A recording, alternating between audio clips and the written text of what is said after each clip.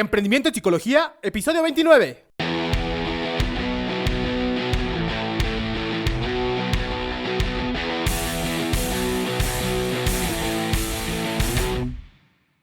Psicólogo, colega, aprende a ejercer de forma ética y rentable en el podcast Emprendimiento en Psicología de psicólogoemprendedor.com. Independientemente de tu especialidad, ya sea psicología clínica, social, educativa, experimental, organizacional, si tú buscas cómo tener más pacientes o clientes, incrementar tus ingresos económicos, darle orden y estructura a tu proyecto, así como atender correctamente a cada área que influye en él, entonces este podcast es para ti. Filtrado por los códigos deontológicos que rigen nuestro ejercer, aquí encontrarás herramientas, técnicas y estrategias para psicólogos sobre marketing, finanzas, administración, dirección y todo lo necesario para emprender un negocio ético en psicología. Porque entre más personas puede influir tu ejercicio profesional, más cerca estamos de vivir en un mundo mejor. Psicólogo, colega, la forma más noble y justa de ejercer es emprendiendo. Hola colega, ¿qué tal? Bienvenido un lunes más a tu espacio de emprendimiento en psicología. Hoy, como te lo había prometido en el episodio anterior, tenemos de regreso las preguntas y respuestas. Tus preguntas y hoy toca responderlas. Normalmente las llevamos a cabo el primer lunes de cada mes, pero si te soy honesto, colega, se me pasó la vez anterior y bueno, estoy aquí para reponerlas y para contestar a todos aquellos que nos han hecho llegar sus inquietudes. Voy a tratar de darle un poco de velocidad porque justamente estoy grabando antes del Super Bowl y te voy a confesar que soy un gran fanático de este deporte, pero bueno, vamos a lo que nos importa y empecemos con la primera. Esta nos las hace llegar Stephanie Rojas y nos comenta lo siguiente. Hola, quisiera hacer una consulta. ¿Cuáles son las funciones que puedo ejercer como psicólogo clínico o educativo sin afectar el aspecto ético? Gracias. Bueno, colega, creo que existen ciertos principios universales, aunque no estoy del todo seguro que estén plasmados en algún documento único, el cual nos rija como un código de conducta y ético sobre cómo debemos actuar y ejercer nosotros como psicólogos. Cada entidad o cada país tiene la propia. Algunas de ellas están más desarrolladas y más elaboradas que otras. Yo personalmente en México utilizo 3, que son en las que más me gusta basarme. El primero y más importante, a pesar de que no precisamente se trata de un organismo mexicano como tal, es la APA, American Psychological Association, y este tiene un muy buen manual que son aproximadamente 15, 16 páginas. Si empiezas a leer otros aparte de este, te das cuenta que en su gran mayoría se basan en la APA para desarrollar los propios, los diferentes cuerpos colegiados o instituciones regulatorias. Hay otro que también me gusta mucho y en el cual me baso para todo el contenido que desarrollo y para las consultorías que desarrollamos con colegas al momento de aprender, y es el código ético utilizado por el Colegio Oficial de Psicólogos de Madrid. Es muy parecido e incluso tiene las mismas secciones y divisiones que el de The American Psychological Association de la APA. Tiene sus principios generales y artículos un poco más desarrollados. Es muy parecido, te sugiero que también lo descargues, lo puedes encontrar de manera gratuita en internet. Y el último que utilizo es el Código Ético del Psicólogo. Este está redactado para psicólogos mexicanos y es publicado por la editorial Trillas. Si tienes oportunidad de hacerte una copia de este, te lo recomiendo mucho. Y de manera muy particular te pido que pongas mucha atención en aquel segmento que hable sobre tu ejercicio profesional dentro del área específica en psicología que vas a trabajar. No lo dice como tal de manera explícita, pero si te vas a la parte de psicoterapia, hay un área al final, me parece, de la APA, en donde habla un poquito de esto, pero realmente puedes, o más bien, estás obligado a cumplir con todo lo que dicta este manual, a excepción de la primera mitad, que son los principios generales, que más bien están redactados como, incluso lo dice así, que fueron redactados de una manera inspiracional, y que a diferencia de los estándares éticos son un tanto opcionales, pero te invita el mismo código a aprovecharlos. Yo personalmente te digo que lo apliques como una guía como tal a tu ejercicio profesional todo completo, tanto los estándares éticos como los principios generales. Ya verás tú qué aplica estrictamente en el ejercicio y sobre todo en el trabajo que estás desarrollando de manera puntual como psicólogo. Y bueno, te quiero compartir algunas de las principales características que suelen dejarse fuera al momento de emprender en psicología. Esto porque existen muchas técnicas que mercadólogos, publicistas, expertos en redes sociales sugieren llevar a cabo y no necesariamente aplican, o más bien, no es del todo correcto aplicarlas tal cual como dice la teoría, porque se pueden llegar a contradecir en algunos puntos muy particulares de nuestro código ético. ¿Como cuáles? A lo mejor no te voy a decir todos, te sugiero que los leas, pero entre los principales que me he topado yo al momento de dar consultorías está, por ejemplo, la parte de afiliación. Porque hay una sección en el artículo 6.07 que lo traduzco de manera literal y ahorita como lo estoy leyendo, habla sobre referidos y cuotas. Particularmente hace énfasis que cuando se trabaja con otros profesionistas fuera de una relación laboral empleado y empleador, dice particularmente que no debe haber un pago basado exclusivamente en la referencia pura, sino que debe ser de acuerdo a los servicios proporcionados de manera clínica, consultiva, administrativa o cualquier otra. Pero no se puede solicitar un pago económico o una compensación económica únicamente por hacer una referencia o por referir a un paciente con otro profesionista de la salud. Si lo piensas, tiene mucho sentido porque puedes empezar a referir pacientes tuyos con otros profesionistas. Evidentemente tú no, porque estoy seguro que te interesan estas cuestiones éticas de las que estamos platicando, pero sí puede prestarse para que otras personas, otros colegas nuestros que no tienen los estándares éticos tan elevados como los tienes tú ya, y podrían quizás a lo mejor empezar a referir, no sé, con cualquier otro profesionista, sea psiquiatra o quien sea, con tal de llevarse unos billetitos extras a su bolsa. Para esto yo imagino que lo están previniendo. Ahora, es muy diferente y yo lo he sugerido muchas ocasiones cuando un colega nuestro no tiene las credenciales, las habilidades o la experiencia necesaria para desarrollar un proyecto de emprendimiento en psicología. He sugerido que se asocien o contraten a otro profesionista para que lleve a cabo las labores y se les pague puntualmente por el trabajo que están haciendo mientras el psicólogo emprendedor consigue esas credenciales, experiencia y todo lo necesario para ejercer. Pero si te das cuenta, esto ya es bastante diferente a lo que significa hacer una referencia y cobrar por la misma. Estás contratando a otro colega o en su defecto puedes llegar a asociarte con él para que te cubra. No estás haciendo una referencia, le estás mandando el trabajo a él para que lo lleve a cabo.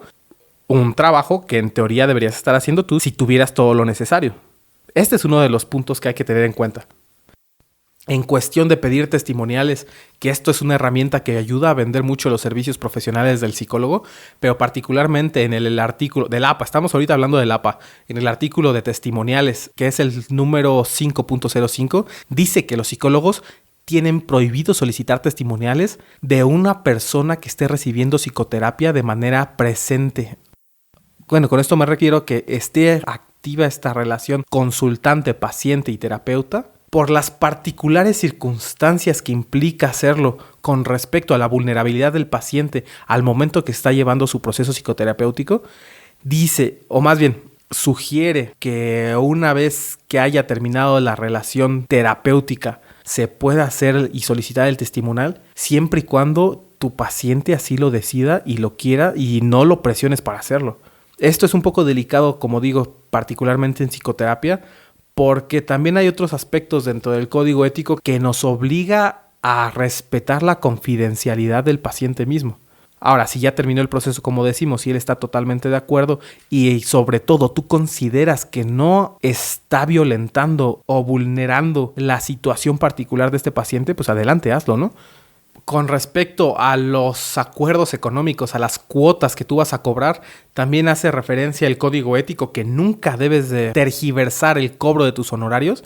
Esto se refiere a que no hagas comentarios engañosos para que en un futuro el consultante o paciente crea que lo que te tiene que pagar por tus servicios es distinto a lo que estás diciendo. Tiene que ser de manera muy directa y muy clara la forma en que transmites qué tanto te deben pagar a cambio del servicio que estás brindando.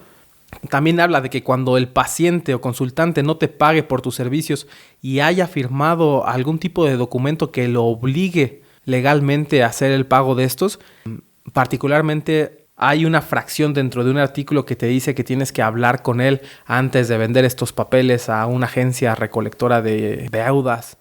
Pero eso no es tan común verlo. A lo mejor no en psicoterapia, ya en otros proyectos que se llevan a cabo con organizaciones más grandes y que ya están involucrados proyectos grandes en donde existen muchas personas trabajando para los mismos, puede que sí se dé. Éticamente te dice que tienes que hacer una charla o llevar a cabo una plática con el deudor para que haga todo lo posible para pagar antes de que tú vayas con una agencia cobradora. No me ha tocado personalmente ver esto, pero pues bueno, está explicado ahí en el código ético. Y como estoy viendo que hay muchos otros, te sugiero leerlo. El de APA es muy sencillo y como te decía al principio, muchos de los otros códigos se basan en este mismo. Son 15 paginitas, 16 con las cosas que se les han agregado en los últimos años. También creo que es muy importante que cheques los códigos legales o las leyes de salud mental para la parte de la psicología clínica, en donde te dictan algunas características que debes tener presente al momento de ejercer como psicoterapeuta, porque no siempre se toman en cuenta. Sin embargo, ahí están escritas, especialmente y principalmente en América Latina. En España y en Estados Unidos son muchísimo más rigurosos con estas cuestiones legales, pero por ejemplo te comparto que en la Ciudad de México el artículo 25 de la Ley de Salud Mental del Distrito Federal, que es como se le conocía antes a la Ciudad de México, dice que como psicoterapeuta estás obligado a tener tu título profesional de la carrera en psicología, más aparte un posgrado en psicoterapia. Esto para poder ejercer. Si te das cuenta, no todo el mundo lo lleva a cabo. Existen otros países en donde tienen normativas similares. Te sugiero que las investigues, sobre todo aquellas en donde vas a ejercer. Y pues bueno, Stephanie, espero haberte ayudado un poco con mi respuesta. Si tienes todavía más dudas, por favor, escríbenos otra vez y de manera más puntual haznoslo saber qué es lo que te gustaría saber y con mucho gusto lo compartimos contigo en otro episodio de Preguntas y Respuestas. Bueno, vamos por la segunda pregunta. Esta nos la manda Leslie. Y dice lo siguiente: hola, mi nombre es Leslie. Me gustaría compartir un poco de mi experiencia respecto a este tema. Egresé de la licenciatura de Psicología Social, trabajé unos meses en Recursos Humanos y en Educación. Mi gusto por la clínica fue más fuerte. Busqué prepararme para ello y con dificultades económicas he ido concretando diplomados. Hoy estoy en una certificación de Psicología Clínica y Tanatología. No cuento con experiencia y tengo meses intentando buscar un empleo para iniciar la práctica clínica con los conocimientos que he adquirido. Desafortunadamente no cuento con el capital para abrir un consultorio. En las bolsas de empleo hay trabajos muy escasos.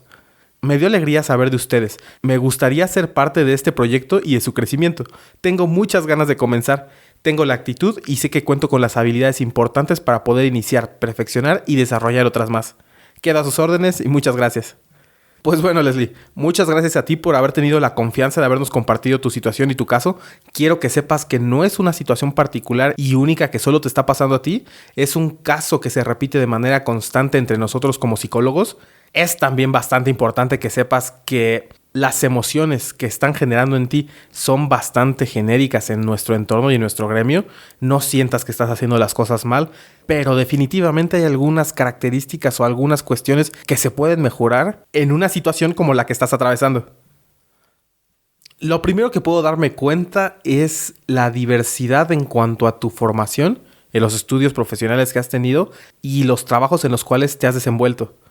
Me dices que sales como egresada de Psicología Social, trabajas un rato en Recursos Humanos y también en Educación, y si te das cuenta ya empieza a haber una discrepancia en lo que nosotros sugerimos llevar a cabo en este podcast y en los artículos de psicólogoemprendedor.com y la manera en que estás desarrollando tus actividades profesionales. ¿A qué me refiero? Estoy hablando sobre diversificar en lugar de especializarte. Hoy y sobre todo en la pandemia ya sabemos que la gente está buscando soluciones con profesionistas que están enfocados en resolver problemas más puntuales y específicos. Sobre todo en psicología clínica, repito, ¿existe una propensión a enfocarse en micronichos en psicología? Porque existe muchísima competencia allá afuera. Ya habíamos hablado que no solo nos referimos a psicólogos como nosotros que están bien capacitados, sino que también a otras pseudoprofesiones que en teoría aclaman poder resolver lo mismo a lo que nosotros como psicólogos podemos ayudar. Hoy sabemos que existen para nosotros como psicólogos sobre todo en psicología clínica, repito, dos alternativas para poder desarrollar estrategias competitivas, para sobresalir entre la competencia. Me refiero al enfoque y a la diferenciación. Recordemos que el enfoque se centra en abordar un segmento muy específico dentro de un mercado más grande. Por ejemplo, dentro de lo que nos comentas, en lo que nos redactas, podría ser un segmento específico, enfocarse en procesos de duelo a través de la tanatología por el luto que ha causado el COVID-19. Es una segmentación muy particular de una necesidad muy puntual y enfocada a un grupo con características muy particulares.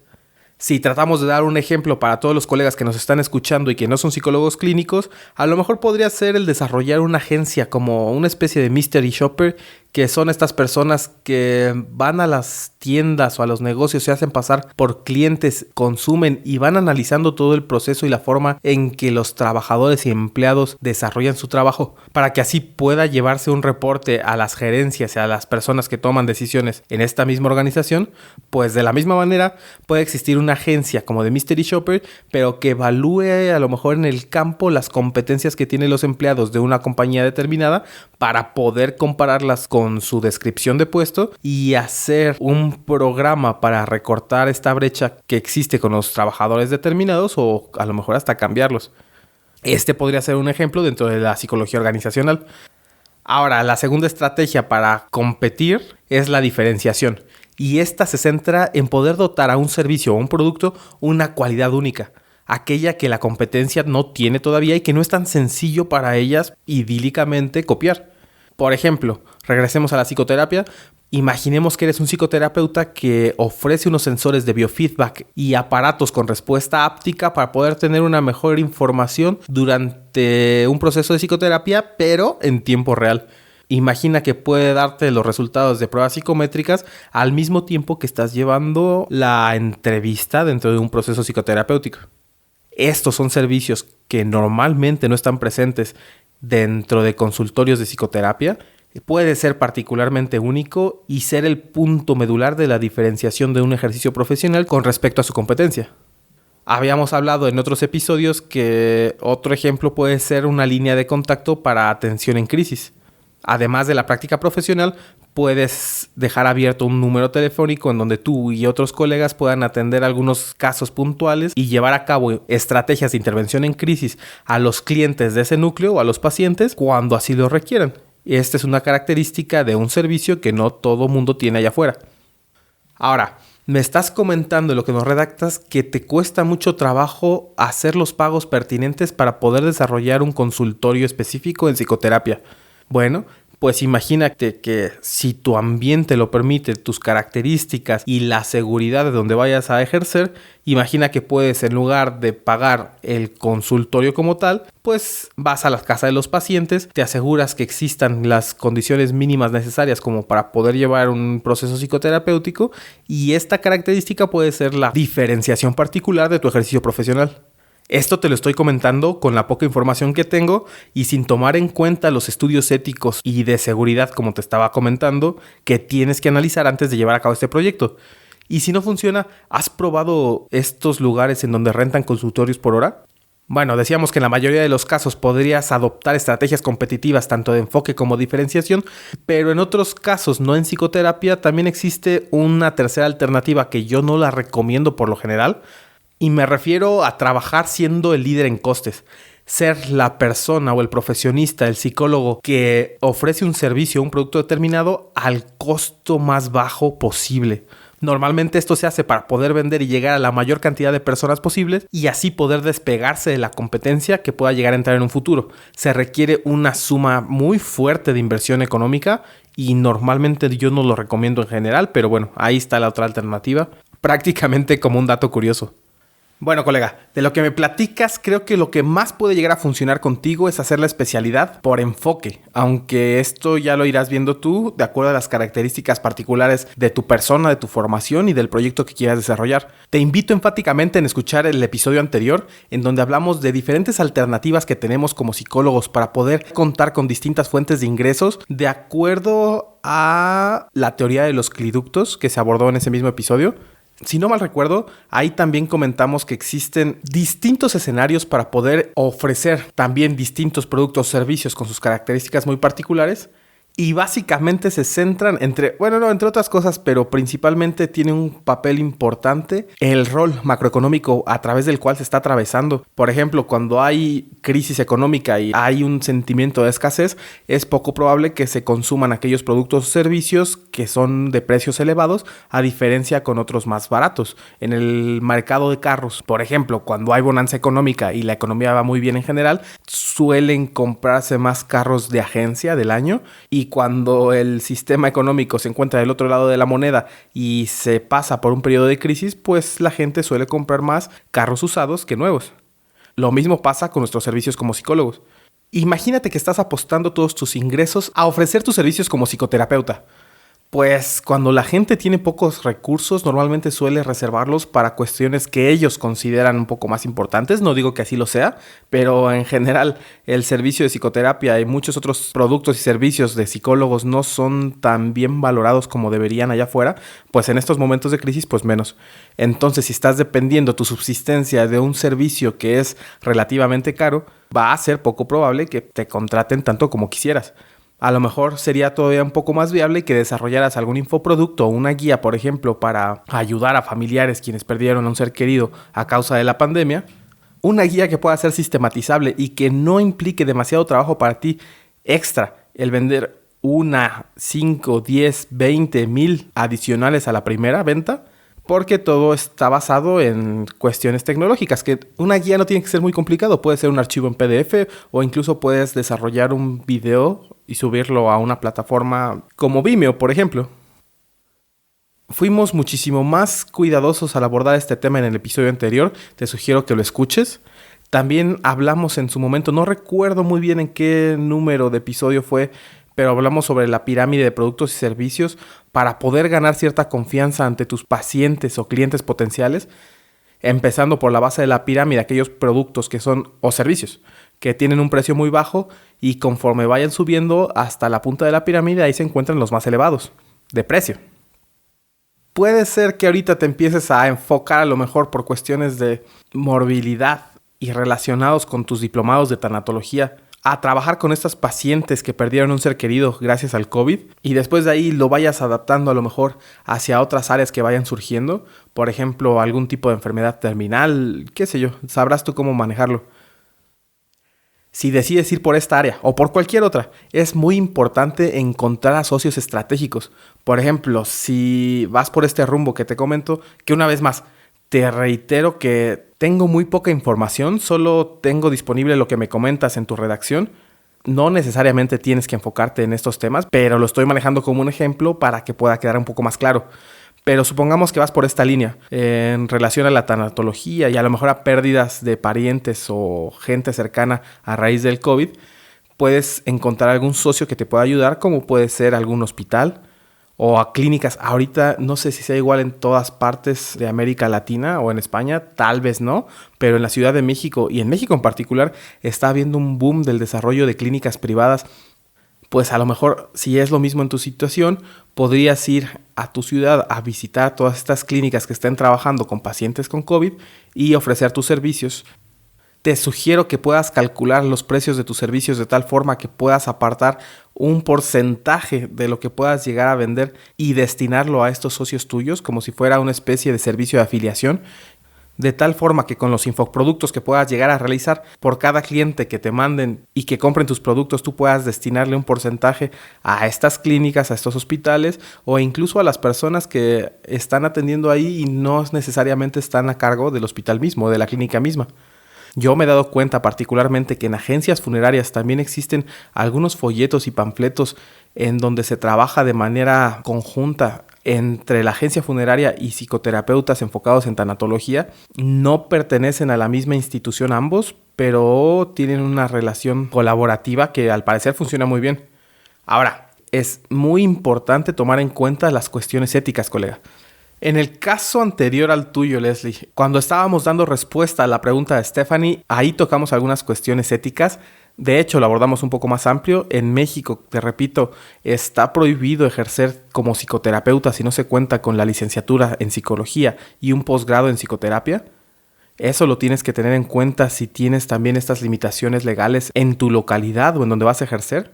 También hablamos de la cuestión de afiliados y cómo se puede malinterpretar con respecto a las referencias dentro del código ético de la APA. Échale un ojo. Y antes de dar por terminado, quiero hacer énfasis también en la forma correcta de especializarte. No correcta per se, pero sí una que te pueda despertar cierta pasión e interés y que pueda tener otros beneficios alternos a ti al momento de ejercer. Te sugiero que escuches los episodios 7, 8 y 10 que hablan sobre segmentación.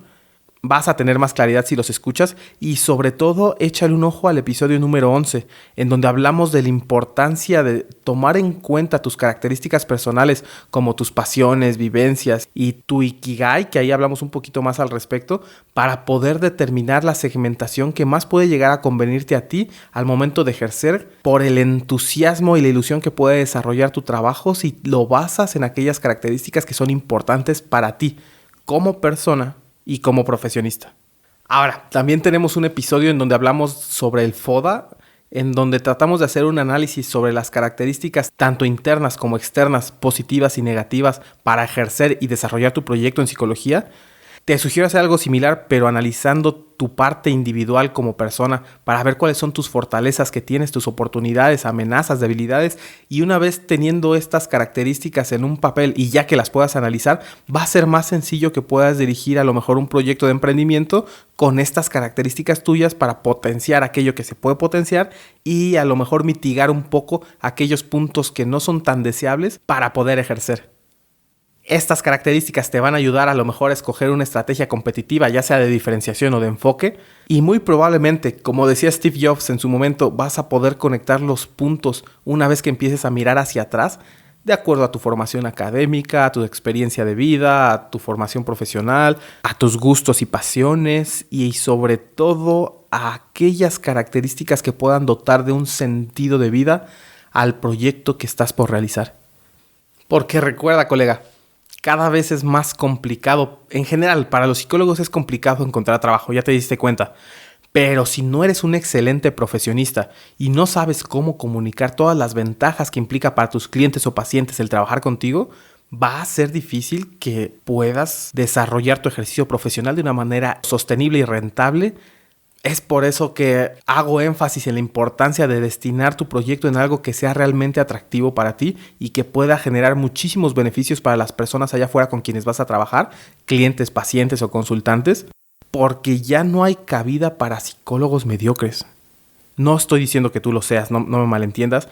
Sí, es muy importante que te enfoques, pero aparte de las razones que acabamos de comentar en este episodio, es también para poder desarrollar toda la experiencia y la capacitación y educación en este tema particular que te permita otorgar servicios que realmente sean de valor para tus clientes o pacientes potenciales. Debes ser excelente profesionista solucionando los problemas a los que te vas a enfrentar. Si aún no cuentas con la experiencia necesaria y con la capacitación y educación necesaria, no te preocupes.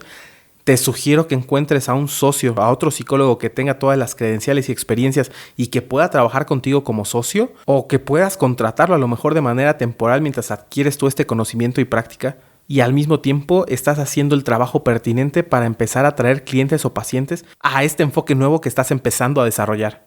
Recuerda, ahorita el ambiente macroeconómico no está tan fuerte. Te recomiendo empezar por productos de precio bajo, pero que puedan ser fácilmente sistematizables, como las guías que hablábamos hace un rato.